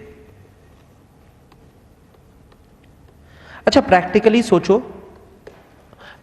सोचो कि एक auditor को तुम अपॉइंट कर दिए तो क्या ऑडिटर को हमेशा 5 साल करना ही पड़ेगा सर्व, या ऑडिटर उड़ सकता है कभी भी? उड़ सकता है कभी भी. उड़ने का मतलब है कभी भी छोड़ सकता है.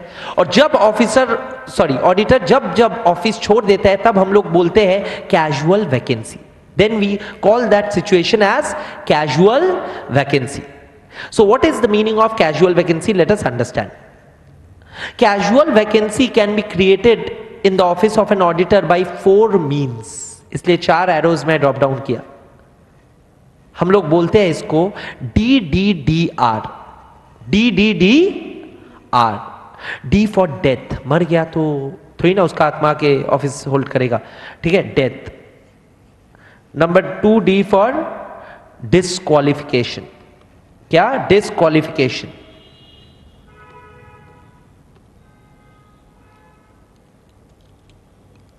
Disqualification. Number 3D for dissolution of the firm. Firm dissolve कर गया, है ना. And lastly R for resignation. वो खुद भी निकल गया ऐसे रिजाइन करके, ऐसे भी तो हो सकता है, छोड़ दिया, है ना. देखो ये 3 मेरे को प्रैक्टिकली बताओ, थोड़ा सोच के दिमाग लगा के बोलना. ये 3 एक नेचर का है ना, as in these 3 are voluntary और इनवॉलेंटरी. इनवॉलेंटरी, ठीक है ना. मतलब किसी का हाथ नहीं है, ना चाहते हुए भी हो जाएगा तो कैजुअल वैकेंसी पैदा हो जाएगा. But resignation is voluntary. इसीलिए वॉलेंटरी एंड इनवॉलेंटरी होने के कारण दोनों से जो वैकेंसी क्रिएट होगा वो वैकेंसी को फिलअप करने का तरीका थोड़ा सा अलग है, हल्का सा, ठीक है. ऑलमोस्ट सेम ही है बट हल्का सा अलग है. क्लियर है? तो casual vacancy can be created by death, disqualification, dissolution और resignation. Once again, casual vacancy can be created by DDDR. What is DDDR? D for death, D for disqualification, D for dissolution of a firm, और R for resignation. Clear है? कोई भी 4 तरीके में से एक भी चीज अगर हो गया तो क्या हो जाएगा? कैजुअल वैकेंसी क्रिएट हो जाएगा इन the office of the auditor. And appointment, fill up भी तो एक तरह का अपॉइंटमेंट है. तो जब कैजुअल वैकेंसी होगा तब कैसे ऑडिटर को अपॉइंट किया जाएगा वही बोल रहे हैं सेक्शन 139. बात समझे? Filling up of casual vacancy. Now you got it? So section 139 at large is talking about what? Appointment. So filling up is also what? Appointment. Filling up is appointment. Filling up of casual vacancy is appointment at a emergency. हाँ है ना? Urgency. बात समझ में आया? अचानक खाली हो गया तब कैसे अपॉइंट होगा? क्लियर है? खाली कैसे हो सकता है कैजुअल वैकेंसी के लिए अगर खाली हो? क्लियर है? समझ में आया? अच्छा, पहला चीज मैं जो समझाऊंगा इसमें भी गवर्नमेंट एंड नॉन गवर्नमेंट का थोड़ा अलग होगा, है ना. तो पहला चीज मैं किसका समझाऊंगा? नॉन गवर्नमेंट का. नॉन गवर्नमेंट का ही खास है, ठीक है. नॉन गवर्नमेंट का खास है. तो सर नॉन गवर्नमेंट कंपनीज का कैसे क्या होगा? फॉर नॉन गवर्नमेंट कंपनीज या अदर देन गवर्नमेंट कंपनीज,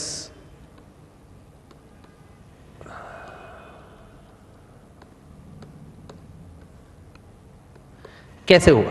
ध्यान से सुनना. For non government companies how will the casual vacancy be filled up? पूरा ध्यान से सुनना प्लीज, बहुत इंपॉर्टेंट है. Okay, casual. अच्छा, मैं वॉलेंटरी एंड इनवॉलेंटरी केसेस को अलग कर रहा हूं. इनवॉलेंटरी केसेस क्या था बताओ? DDD, हाँ है ना, तीनों D था.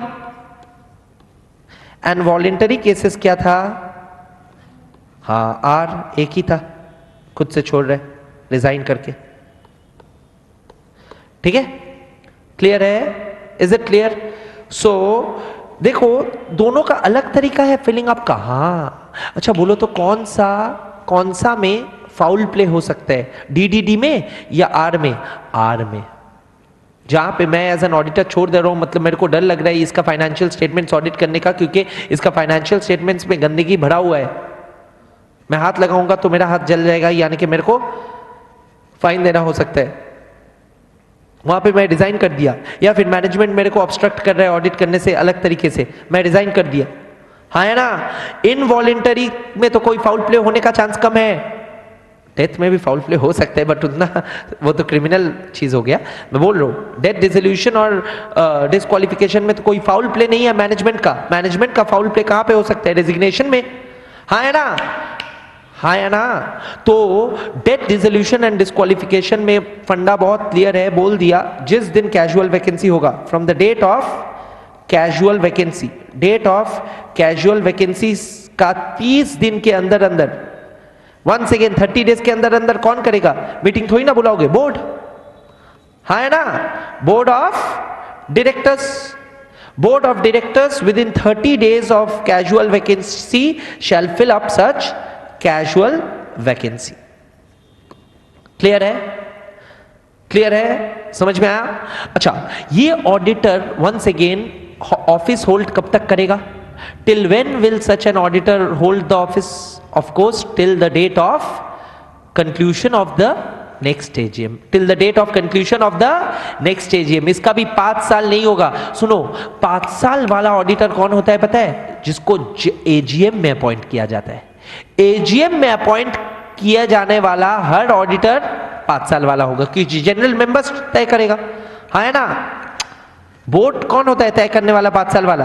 अच्छा सर, इसी ऑडिटर को क्या अगर मेंबर्स लोग ने अप्रूवल दे दिया वापस 5 साल के लिए अपॉइंट किया जा सकता है? हाँ।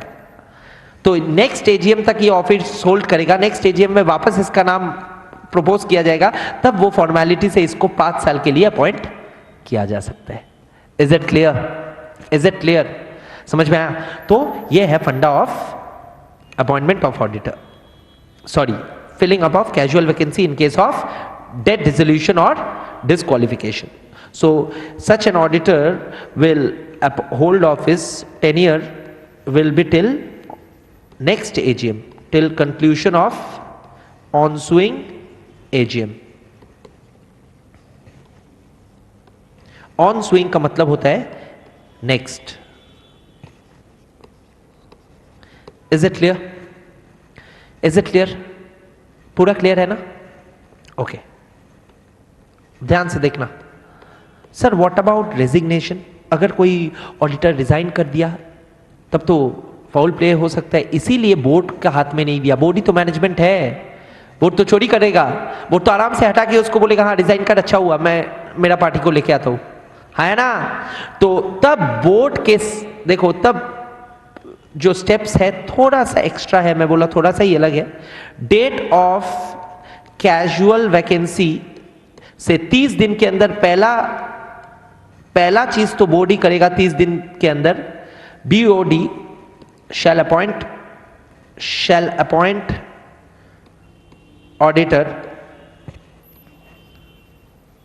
But this will be not final, this will be subject to a ratification, subject to a subsequent approval.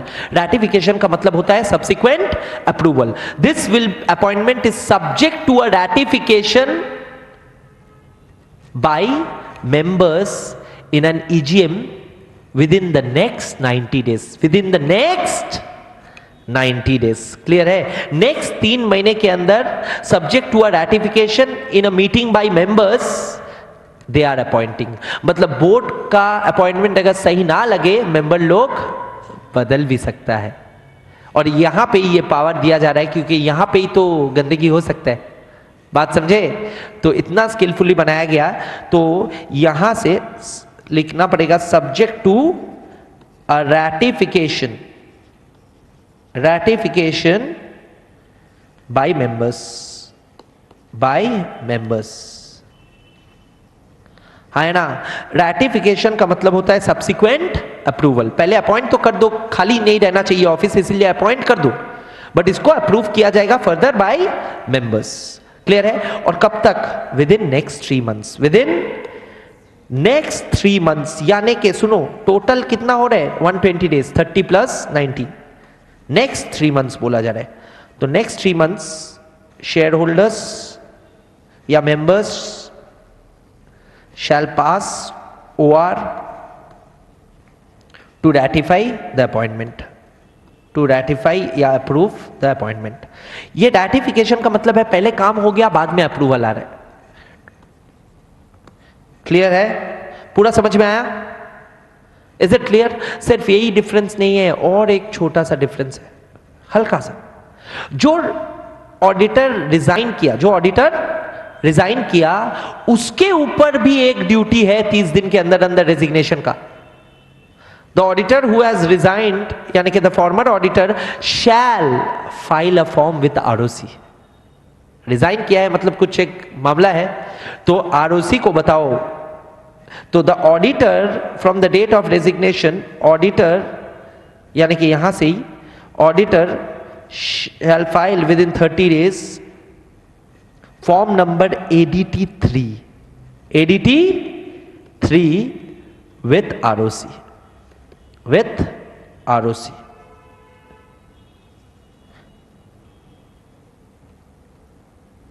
With ROC and company, ROC को भी देगा और कंपनी को भी देगा। क्लियर है? पूरा प्रोसेस समझ में आया? Is it clear? This is filling up of casual vacancy for a non government company. Is it clear?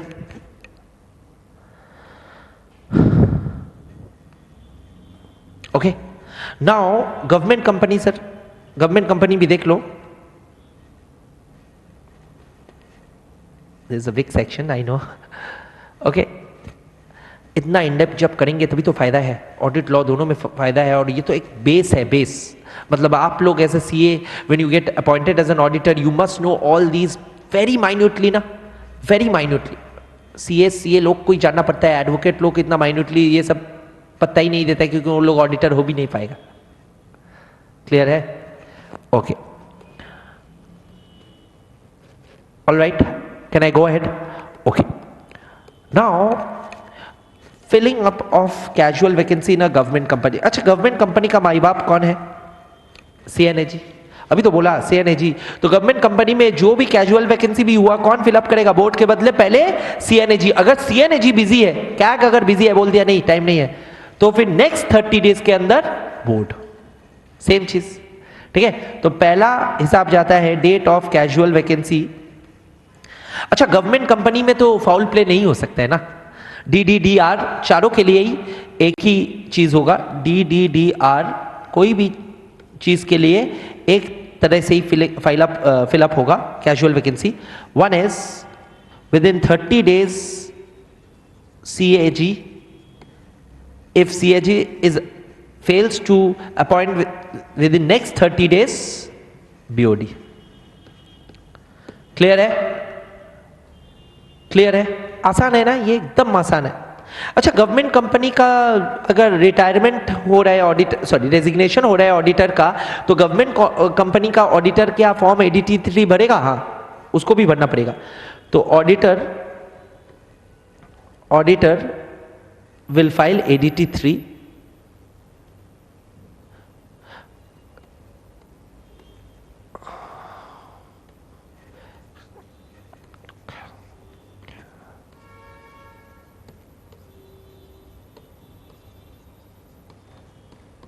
on resignation, of course बाकी 3 में नहीं, on resignation।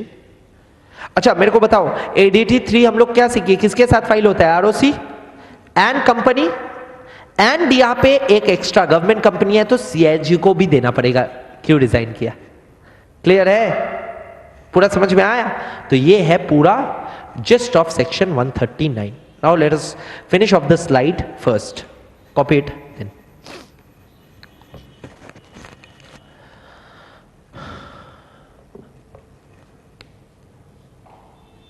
Is it clear? पूरा क्लियर है? Okay, now let us come back to the slide। बाकी है क्या? Okay, thank you. Okay, casual vacancy of auditor, देखो filling the casual vacancy by board within 30 days, यही पढ़े ना। फिर क्या बोला, if vacancy is caused by resignation appointment by board shall be approved by the company at GM convened within how many months, 3 months of recommendation of the board, board का recommendation का 3 महीने के अंदर, वही किया ना resignation में extra step. If auditor so appointed shall hold office until conclusion of ensuing AGM, ensuing AGM मतलब नेक्स्ट एजीएम तक वो ऑफिस होल्ड करेगा, फिर एजीएम में शेयर होल्डर लोग वापस उसी को कर सकता है, वो भी बोल दिया, ठीक है। एंड कहां गया, and the board may fill casual vacancy in the office of an auditor within 30 days but where such vacancy, ये तो पढ़ लिया हम लोग, ठीक है। अच्छा, CNAG shall appoint auditor in case of government company or any other company owned or controlled directly or indirectly by CG और SG, वही तो गवर्नमेंट कंपनी होता है, हम लोग तो पढ़े ही थे, याद है section 112, representative member with in a period of 180 days from the commencement of the FI, बोला ना गवर्नमेंट कंपनी में सब्सिक्वेंट ऑडिटर्स कैसे फिलअप होता है, 180 डेज ऑफ द FI, कौन करता है, CNAG। अच्छा, the auditor appointment shell hold office till the conclusion of AGM, government company में 5 साल के लिए कभी भी अपॉइंटमेंट नहीं होता है, याद रखना, गवर्नमेंट कंपनी में हर साल नया ऑडिटर होगा, हर साल नया ऑडिटर होगा, और भी वो है ना, सॉरी या, सो देखो appointment of auditor by CAG in respect of financial year, government company, ठीक है, एनी कंपनी मतलब government company within 180 days of the commencement of the FI shall hold office till the conclusion of next AGM, ठीक है। Okay, first auditor मेरे को बताओ government company का कैसे होता है, हम लोग पढ़े थे ना, 60 days, within 60 days bye CNAG, फिर CNAG फेल किया तो board of directors within next 30 days, further in case of failure of board to appoint such auditor within next 30 days it shall inform the members of the company who shall appoint such auditor within 60 days at an AGM who shall hold the office till conclusion of first AGM, ठीक है। Casual vacancy अगर हुआ government company में, CNAG fill up करेगा पहले 30 दिन के अंदर, in case CNAG do not fill vacancy within set period, board of directors within next 30 days, clear है। ओके, अब देखो ये क्या है, ये मैं बोला ना 10-11 सबसेक्शन है, तो 8 सबसेक्शन हम लोग कर चुके हैं, अभी 9, 10 एंड 11 बोल के खत्म है, तो 9, 10 एंड 11 वाला स्लाइड एक बार खुद से पढ़ो, खत्म है फिर आज का पढ़ाई भी और सेक्शन 139 भी।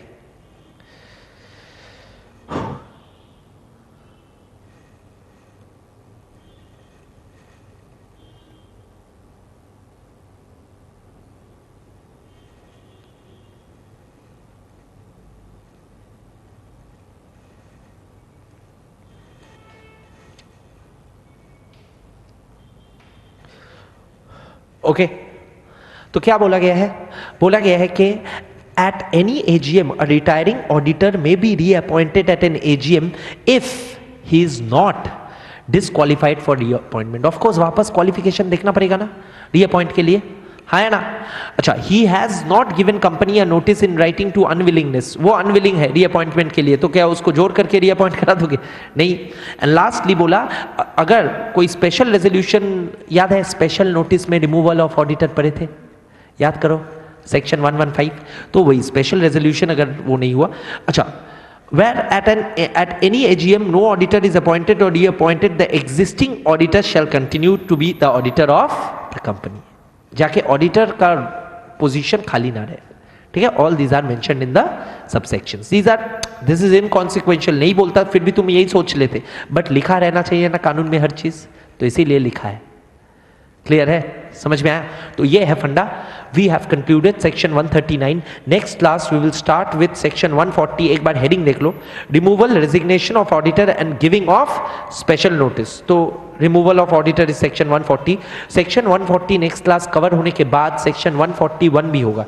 Next class will be very tax, मतलब taxing in the sense section 140, 41 two biggest sections. 143 तो ऑडिट के लिए इंपॉर्टेंट है, बाकी सारा तो छोटा ही है, तो और एक अच्छा चैप्टर जल्दी से हो जाएगा। Okay, once again Friday we have a class. From this week we are going class, we are compulsorily doing classes on Friday also. Friday वाला क्लास 2 घंटे का ही है। जो नेक्स्ट वो है, क्या नाम है, नेक्स्ट जो वीक है, नेक्स्ट वीक से क्लासेस का वो बढ़ जाएगा। Monday, Wednesday, Friday, and 5:30 to 8. Okay, just asking, I'm not sure. Can you guys come ahead before 5? Before 5:30. Oh, तो 5:30 ठीक है. I'm just giving it 5:30. ठीक है, 5:30 to 8 is decent. ठीक है, क्लियर है? Okay, thank you. I will just conclude bye revising the mood points so that दिमाग में रहे. इतना बड़ा क्लास था. ओके, ध्यान देना ना देख के. First thing, section 139 deals with appointment of auditors. Appointment of auditors में बहुत सारा चीज कवर्ड है. Largely we are looking at appointment of the first auditor, appointment of the subsequent auditor, appointment of first auditor at a government company, at a non-government company, appointment of subsequent auditors at a government company, non-government company. Now appointment लेके first auditor का appointment लेके हिसाब या rule क्या है? The first auditor of a non-government company shall be appointed within 30 days of incorporation by board of directors. If the board fails to do so, then within next 60 days by the members in a EGM. ठीक है, clear है? First auditor shall hold office till the conclusion of the first AGM. Clear है? Government company के लिए first auditor का rule क्या है? Within 60 days by C and AG. If C and AG fails then same as non government company. Same as non government company यानी कि next 30 days के अंदर बोर्ड, और नेक्स्ट 30 डेज में भी नहीं हुआ तो उसका नेक्स्ट 60 डेज के अंदर मेंबर्स ईजीएम में. क्लियर है? Okay, next subsequent auditor. Subsequent auditor हर एजीएम में कैसे अपॉइंट होता है वो देख लिए. नाम रेकमेंड किया जाता है. जिस कंपनी में ऑडिट कमेटी है उस कंपनी में ऑडिट कंपनी, जिस कंपनी में ऑडिट कमेटी नहीं है उस कंपनी में बोर्ड. नाम रेकमेंड करने के बाद ऑडिटर से 4 पॉइंट डिक्लेरेशन लिया जाता है. उसके बाद एजीएम में ओआर पास करते हुए ऑडिटर को अपॉइंट किया जाता है for a tenure of 5 years. यानी कि ऑडिटर का फर्स्ट एजीएम से ऑडिटर कंक्लूजन ऑफ उसका फर्स्ट एजीएम से 6th एजीएम तक. क्लियर है? समझ में आया? अच्छा सर ADT 1 बोल के एक फॉर्म है जो जमा देना पड़ता है अपॉइंटमेंट का 15 दिन के अंदर अंदर. हाँ, आरओसी के साथ. क्लियर है? Okay sir, subsequent auditor of a government company को कैसे अपॉइंट किया जाता है? Within 6 months from the commencement of the financial year by C and AG. Once again, clear है? And the subsequent auditor of a government company holds office till AGM, conclusion of the AGM, और वो हर साल rotate होगा. है ना? फिर हम लोग पढ़े rotation of an auditor. Rotation of an auditor में मूड पॉइंट यही था कि हर ऑडिटर चाहे इंडिविजुअल हो या सीए फर्म हो, एलएलपी या पार्टनरशिप फर्म, तो हर ऑडिटर को 5 कंसेक्यूटिव टर्म्स के लिए इंडिविजुअल को अपॉइंट कर सकते हो, बट 5 कंसेक्यूटिव टर्म्स के बाद उसको ऑफिस छोड़ना पड़ेगा for 5 years. That is the cooling period. और अगर सीए फर्म है तो 2 कंसेक्यूटिव टर्म्स ऑफ 5 years मिलेगा, बट कूलिंग पीरियड सेम ही है 5 years. क्लियर है? नेटवर्क ऑफ फर्म्स वाला और सेम फर्म वाला अपॉइंट नहीं हो सकता है. बीच में छोड़ दिए तो 5 साल बैठना ही पड़ेगा. है ना? ओके सर, उसके बाद लास्ट चीज जो मेन चीज पढ़ाया सेक्शन 139 में वो है filling up of casual vacancy. तो कैजुअल वैकेंसी क्या है? Office of the auditor become vacant due to DDDR, dissolution, disqualification, death, जो कि इनवॉलेंटरी है, किसी का हाथ में नहीं है. रेजिग्नेशन जो कि वॉलेंटरी है, उससे भी. अगर DDD के वजह से कैजुअल वैकेंसी पैदा होता है नॉन गवर्नमेंट कंपनी में, तो बोर्ड को क्षमता है, पावर है कि बोर्ड 30 दिन फ्रॉम कैजुअल वैकेंसी के अंदर फिलअप कर ले, बट वो ऑडिटर ऑफिस होल्ड करेगा till the conclusion of the next AGM. Clear है? Is it clear? और अगर रेजिग्नेशन से नॉन गवर्नमेंट कंपनी में इस्तीफा दे दिया, रिजाइन कर दिया, ठीक है, रेजिग्नेशन से कैजुअल वैकेंसी पैदा होता है, तो बोला गया है बोर्ड 30 दिन के अंदर अपॉइंट करेगा. वो अपॉइंटमेंट फाइनल नहीं है, वो appointment shall be subject to ratification by the members in a general meeting within next 3 months. और रेजिग्नेशन जो ऑडिटर किया है उसको फॉर्म ADT 3 जमा देना पड़ेगा आरओसी के साथ, कंपनी के साथ. गवर्नमेंट कंपनी में कैजुअल वैकेंसी अगर हुआ तो गवर्नमेंट कंपनी में कैजुअल वैकेंसी फिलअप करेगा 30 डेज के अंदर, कोई भी कारण से हो सीएनएजी, और अगर 30 डेज के अंदर नहीं हुआ तो नेक्स्ट 30 डेज के अंदर बोर्ड. और रिटायरमेंट अगर हुआ है तो रेजिग्नेशन अगर हुआ है तो रिजाइनिंग ऑडिटर को वंस अगेन ADT 3 देना पड़ेगा कंपनी को, आरओसी को एंड सीएनएजी को. क्लियर है? That concludes today's class. We are meeting on Friday at 5:30. Thank you.